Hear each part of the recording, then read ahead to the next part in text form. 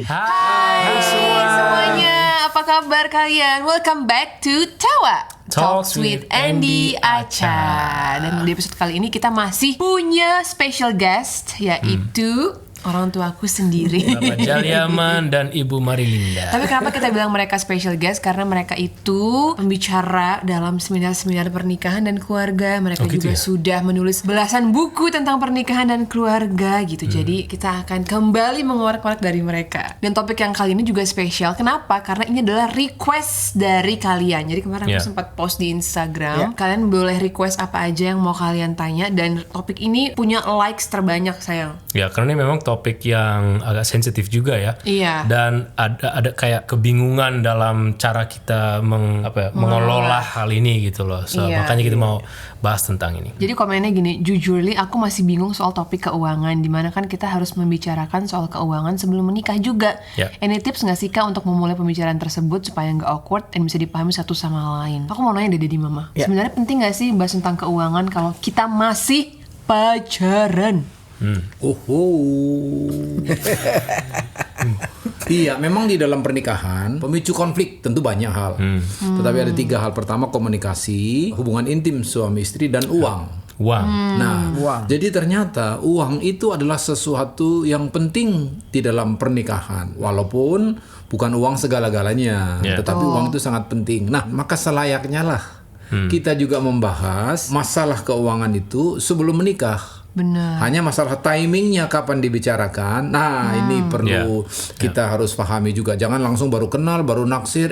Gaji lu berapa lu 1 bulan lu? Itu dia. Nah, kalau misalnya menurut Mama penting, manfaatnya tuh apa? Kan sedikit uang bisa ribut. Banyak uang juga bisa ribut. Betapa pentingnya kita ada satu kebersamaan, ada kesehatian di dalam mengelola uang. Dulu pas masih pacaran Dedi Mama ngomongin uang nggak? Tapi jujur. Kalau mungkin bahas keuangan aku nggak jadi nikah sama kamu kali. Waduh.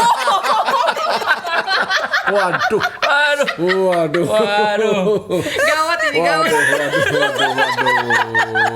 Karena No comment. artinya sama sekali di atas kertas itu nggak cukup. Karena sebagai seorang yang melayani Tuhan full time ya. Justru ini kesaksian loh. Iya, artinya itu tanggal dikasih gajinya aja nggak tahu. Tunggu dulu gitu. Tanggalnya sih tahu. Hanya jumlahnya ada target. Kenyataannya dikasih kadang-kadang mundur-mundur juga. Ada target, tapi target tidak selalu terpenuhi. Bisa separohnya gitu. Nah, itu gak diceritain waktu belum menikah begitu. Tapi karena kita beriman dan percaya Tuhan pasti mencukupkan yaitu. Amin. Itu. Aku kasih sedikit aja background. Jadi mamaku sama papaku itu dulu pas masih pacaran dan mau menikah itu mereka background keluarganya masing-masing sangat berbeda dalam finansialnya gitu ya. Jadi makanya tadi mamaku bilang kayak gitu. Tapi sampai sekarang papa mamaku bisa bertahan dan juga sampai sekarang mereka Tuhan percayakan itu makanya luar biasa penyertaan Tuhan ya Mam. Nah makanya nih kita mau belajar dari yang udah punya pengalaman banyak gitu kan. Jangan sampai kesalahan terjadi gitu. Artinya banyak keluarga-keluarga mengalami masalah gara-gara tidak mau terlalu terbuka. Ini ada satu ketika masih kesaksian. pacaran. Dia ingin membahagiakan istrinya ketika mau menikah. Calon istri berarti. Calon istrinya ketika mau menikah kelak sudah siap untuk pernikahan. Maka dia menyiapkan rumah dengan interior. Nggak salah gitu. Tapi nggak sesuai dengan kemampuan dia. Jadi dia pakai kredit card. Ngutang ya. Ngutang istilahnya ya. Mungkin lebih dari 1 kredit card yang dipakai sehingga pas menikah istrinya kaget gitu karena nggak bisa terima uang yang cukup dan harus membayar gitu cicilannya dan itu masih bertahun-tahun begitu. Jadi justru itu satu sumber konflik di tengah-tengah pernikahan mereka. Puji Tuhan ya mereka bisa bertahan dan akhirnya melewati masa-masa sulit itu. Tapi itu satu contoh ya karena tidak terlalu memperhitungkan atau melihat bahwa membicarakan keuangan itu sebenarnya penting sebelum siap masuk pernikahan. Kak tadi Dedi ngomongin timing, kira-kira emang kapan sih timing yang tepat untuk ngomongin keuangan? Timing yang tepat itu ialah ketika kalian berdua sudah siap memang untuk masuk dalam pernikahan. Udah yakin. Jadi bukan dalam masa PDKT, bukan masih dalam pacaran. Pacaran is okay, tapi belum ada rencana menikah sebaiknya ya jangan dulu gitu ya. Tetapi ketika sudah yakin mau masuk ke jenjang dari lebih serius, nah itu di situ perlu dibicarakan. Ketika sudah mau melibatkan orang tua, pacaran sudah merasa yakin kan kita perlu libatkan orang tua ya. Jadi Pasti orang tua itu. juga kan masih bisa memberikan saran. Seperti Aca dulu kan, jadi kita juga bisa kasih masukan. Kan kita yang sudah melewati masa-masa seperti itu. Tapi jujur banget dulu juga pas aku sama Indi pacaran, karena masalah keuangan itu juga sih salah satu konflik terbesar kita, makanya kita sempat putus. Maksudnya Indi mungkin sebagai laki-laki, apalagi kita dari Batak, dari Horasbah gitu kan, kita egonya tinggi kan sebagai laki-laki. Mungkin kayak Indi merasa buat apa gue share tentang pendapatan gue gitu, tapi aku udah mulai ngerasa itu memang penting gitu. Dan aku juga nggak apa-apa untuk terbuka pendapatan aku berapa dan segala macam, tapi aku pengen tahu sebenarnya dari Andy. Cuma dari Andy waktu itu posisinya masih tertutup. Nah sampai Tuhan izinkan kita ada konflik juga, dan setelah itu Tuhan mengubah, maksudnya kita akhirnya bisa mengubah sikap kita. Jadi akhirnya kita pun mulai terbuka, walaupun berat banget pasti waktu itu sama Andy gitu kan. Nah makanya aku sekarang juga sekalian mau nanya tips dari Dedi Mama gitu. Kalau dari sisi perempuan nih, gimana kita mau nanya sama cowok supaya kita juga nggak dikira matre, kan takutnya nanti cowok kayak, ih lu matre banget mau tahu gaji gue berapa per bulan gitu. Padahal itu kan sebenarnya penting banget untuk pernikahan. Ya ini sebenarnya salah satu bentuk ujian juga, apakah ini pasangan yang Tuhan berikan dalam hidup kita ya. Jadi ketika kita siap untuk membicarakan keuangan, ketika kita mau bicarakan keuangan dia cari alasan dan bilang waduh begini-begini. Nah itu Anda berpikir ulang menikah dengan orang yang tidak terbuka. Lagi pacaran aja dia nggak mau terbuka, sedangkan kita mau mempertaruhkan sepanjang umur hidup pernikahan kita nih dengan orang hidup yang sama orang itu gitu loh. Artinya kita harus benar-benar tahu. Jadi karena itu kalau sudah kita yakin ini yang Tuhan berikan, ada ujian lagi nih dari sisi keuangan. Nah kita ajak ngobrol. Dan ternyata dia terbuka, tabungan kamu berapa, pendapatan kamu berapa, yang lebih penting kamu. Nah, nanggung orang tua, dia masih cicil rumah, ada adiknya atau bagaimana kan ada tanggungan cicilan. Itu juga itu perlu keterbukaan. Betul. Nah, jadi hal yang paling penting harus dibicarakan adalah ketika nanti menikah kita planning keuangan kita bagaimana ya. Misalnya saya bekerja, wanita nih bekerja. Jangan sampai wanita bekerja begini pikirannya nih. Jangan lupa ya uang lu uang gue. Tapi nanti uang gue. Jadi dia nggak terbuka penghasilannya berapa dari pekerjaannya, dan si suami juga sungkan tanya gitu kemana aja uang yang mau dipakai. Tidak adanya keterbukaan di dalam keuangan setelah mereka menikah, maka ini salah satu sumber konflik. Jadi betapa pentingnya keterbukaan dalam pernikahan. Misalnya gaji suami berapa, gaji istri berapa. Nanti kalau kita menikah kita masih punya tanggungan apa. Terus kita planning berapa persen yang kita saving money, berapa persen yang kita misalnya harus tabung, persiapan untuk anak-anak, mau beli rumah dan lain-lain. Jadi betapa pentingnya planning keuangan ya. Jadi tadi itu uang suami istri tahu ya, tetapi uang istri suami tidak tahu. Iya, karena mereka nganggap gini. Keterbukaan berarti. Karena mereka nganggap gini kan yang memenuhi kebutuhan keluarga kan harus suami. Tugasnya cari nafkah suami. Kalau gitu. istri itu kan ya untuk uang sendiri. Aku nggak setuju sih, karena kan sebenarnya pernikahan itu kan satu tim kan. Jadi kalau misalnya memang Tuhan juga membukakan pintu berkat lewat istrinya juga, ya kenapa enggak? Jadi kan kerja bersama gitu loh. Ada juga kan yang misalnya istrinya memang bekerja, suaminya yang lebih jaga anak di rumah. Itu kan bukan berarti salah ya kan.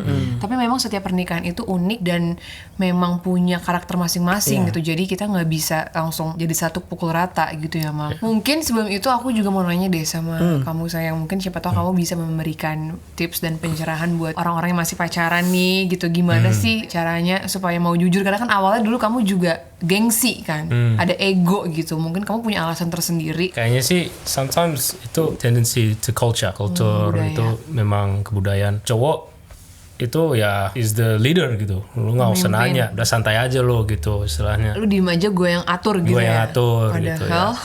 Ketika Aca selalu nanya gitu, aku kayak apa sih harus nanya gini-gini.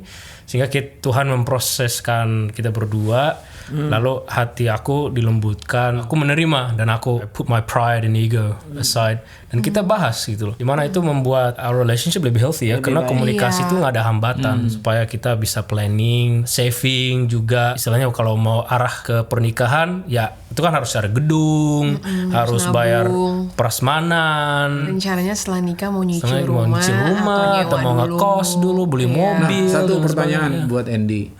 Ketika Andy bercerita demikian, apakah Andy merasa harga diri Andy merasa turun ya. Atau bagaimana? Itu ekspektasi sendiri ya. Saat aku mau terbuka, aku lebih lega sih. Setelah aku ngobrol, oke juga ya. Jadi tapi semakin dekat kita gitu loh.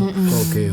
Itu sih. Jadi bahayanya ketika sebelum menikah tidak membicarakan, setelah menikah menuntut, sedangkan baru menikah itu lagi adjustment tuh, lagi mulai penyesuaian. Kok dari sisi uang kok gue diginiin, nah itu jadi menambah masalah. Aku tuh merasa kita like we're in it together gitu, like we're in the fight together untuk memperjuangkan relationship kita gitu loh. Jadi bukan hanya aku cerita doang, Aca juga membawa solusi. Aca tuh mau mendukung gitu. Jadi jangan sampai kita sebagai cowok cerita lalu ceweknya ngeremeh-remehin gitu loh, you know. Pasti itu kalau itu makin keras hati gitu loh. Nah, makin menjauh. Justru itu malah tanda dari Tuhan kalau misalnya memang lo yakin gak mau hidup sama dia gitu ya kan. Itu pasti. Jadi justru keuangan tuh sangat penting dibahas ketika pacaran dan jangan takut untuk melihat respons dari pasangan karena itu juga bisa jadi adalah tanda dari jawaban doamu selama ini gitu loh.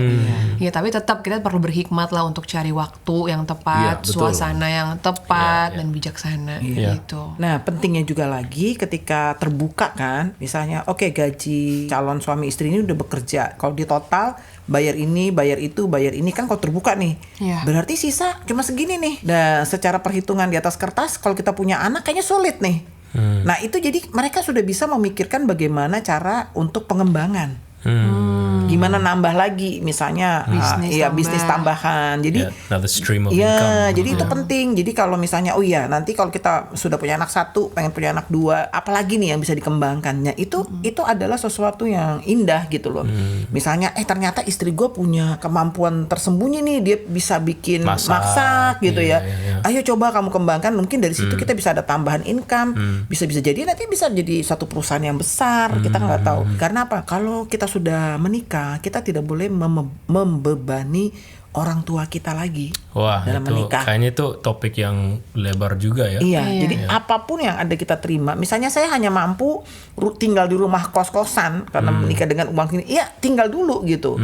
Ya, jadi jangan jadi beban. Papa, mama kan duitnya banyak, tolong dong kasih kita. Kalau orang tua mau kasih, enak banget ya gitu. Ya, kalau orang tua mau ngasih kan ada yang terima. Kalau mau dikasih, tapi jangan artinya setiap bulan, Mam, Dad, kok belum masuk nih? Belum ditransfer bulanan ini. Nah, udah nggak bisa. Jadi hiduplah dengan apa yang ada, tidak bergantung lagi sama orang tua. Jangan diem-diem suami minta sama orang tuanya, istri minta sama orang tuanya, atau diem-diem saya menolong orang tua saya tanpa sepengetahuan pasangan saya. Itu juga salah. Itu nggak boleh konflik lagi. Jadi makanya perlu keterbukaan. Nah, minimal kita harus punya tabungan berapa kali gaji. Teorinya sih itu minimum 10%. 10% dari income kita. Itu maksimum 30% dari orang tua. Dari artinya apa? Kita kembalikan 30% daripada total pendapatan kita. Gaji mereka satu bagian, 30% bisa diambil untuk mengembalikan utang. Betul. Utang. Misalnya kalau hutang, cicilan pun jangan yang hutang konsumtif. Tapi kebutuhan. Jadi artinya hutang yang produktif, yang menghasilkan. Misalkan gitu. Kasih contoh, misalkan mau beli mobil, harus kredit, tetapi mobilnya sebenarnya masih bagus. Tapi karena ada keinginan. Keinginan. Kok agak-agak menyindir ya.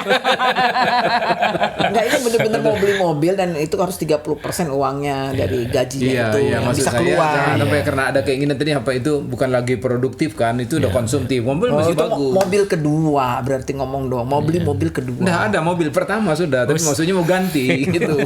Karena ada mobil yang dia suka gitu loh. Sama seperti kita mau bangun rumah, kita kan harus ada perencanaan toh. Uang saya cukup nggak untuk bangun rumah lantai 2 atau berapa? Nah, kurang uangnya, gimana cari uangnya lagi? Nah, seperti itu. Jadi kita juga harus begitu sehingga hidup kita tidak menjadi beban. Tapi kita dulu luar biasa ya, itu miracle. Mama bilang bangun 2 lantai cukup. Itu pun uangnya tidak cukup. Saya bilang 3 lantai. Wow. 2,5. Ya 2,5. Kan harus ngomongnya realitas. 2,5. Oke, jadi aku rasa tadi podcast kita kali ini udah lumayan meyakinkan kita ya bahwa memang penting sekali untuk ngebahas keuangan. Karena kalau nggak dibahas sebelum nikah itu akan menjadi salah satu pemicu konflik besar juga dalam pernikahan. Selain uang pun tadi kan papaku sempat mention ada masalah seks dan juga komunikasi. Tapi kita nggak akan bahas ke sana. Mungkin kita nanti akan bahas di another podcast atau mungkin di seminar-seminar Daddy Mama bisa langsung dicari tahu dan diikuti. Boleh nggak satu lagi sedikit? Oke, boleh. Oke. Apa tuh? Karena kita harus gaya hidup kita harus sesuaikan dengan uang kita. Iya. Jangan sampai misalnya gaya hidup saya harus makan di mall seminggu sekali, padahal keuangan kita tidak mencukupi. Iya. Padahal hanya misalnya sebulan sekali cukupnya. Ya sudah, sebulan sekali. Ajar anak-anak misalnya, kok cuma ini mah makanannya. Itu pun bersyukur. Jangan kok cuma ini. Ya udah gocek lagi. Akhirnya anak-anak kita terbiasa dengan hidup yang gaya hidup seperti itu. Padahal keuangan kita tidak seperti itu, dan akhirnya kita harusnya ngutang ke sana kemari. False reality gitu. Iya, kita harus mengajar anak-anak, kalau kita nanti punya anak, mengajar anak-anak kita bahwa ini seperti ini gitu ya. Dan jangan berhutang kalau bukan utang yang produktif. Itu hutang itu kalau apalagi berbunga sangat berat sekali. Jadi itu penting ya. Jadi artinya mensyukuri apa yang ada yang Tuhan berikan bagi kita. Jangan kita menghitung yang kita tidak punya. Di saat kita mensyukuri apa yang kita punya, itu ada kekuatan di saat kita bersyukur. Jangan kita bikin batu hati, teman saya juga sama-sama kita sama-sama S1, sama-sama S2 kok dia kenapa kok bisa saya tidak bisa. Itu jangan. Bukan artinya harus seperti orang lain. Kita belajar untuk menyesuaikan dengan keberadaan kita. Apalagi kalau masih pacaran berusaha keras menjadi sosok orang yang lebih kaya. Aduh, itu sengsara banget ya. Capek itu. Big Tidak no. menjadi dirinya sendiri ya. Iya. Dan yang jauh lebih penting dari itu ya, kita harus memahami dulu, harus kita samakan dulu konsep kita tentang uang. Apakah uang segala-galanya? Apakah memang kalau kita banyak uang pasti happy? Tapi realitanya kalau kita melihat dari fakta, uang tidak menjamin satu kebahagiaan. Dan jangan merasa kalau uang itu juga membuat keberhargaan dirinya. Keberhargaan diri. Semakin banyak uang saya, uang kami, berarti kami semakin berharga, orang semakin menghormati kami. Karena banyak juga di acara-acara keluarga nih, ketika dia memberi bantuan, dipaksa untuk memberi dengan jumlah yang cukup besar di acara keluarga gitu ya, sehingga terbebani, istrinya jadi terbeban begitu. Itu jangan merasa karena harga diri, itu jangan. Ketika kita misalnya mau donasi kemanapun atau gereja sekalipun, itu harus suami istri harus sepakat. Prinsipnya sebenarnya uang itu bukan satu alat yang artinya menjamin kebahagiaan, untuk satu tujuan yang mulia di dalam pernikahan, satu tujuan yang lebih besar, supaya hidup kita ini berdampak bagi orang lain. Amin, jadi berkat hidup kita ini menjadi berkat bagi orang lain. Ketika hidup kita menjadi berkat, justru di situ kebahagiaan tersebut. Kita bisa menolong orang. Mungkin kita kalau fokus kepada diri kita sendiri, kita senantiasa merasa tidak cukup, belum punya rumah, pengen punya rumah satu. Ya sudah punya rumah satu, pengen dua. Ya.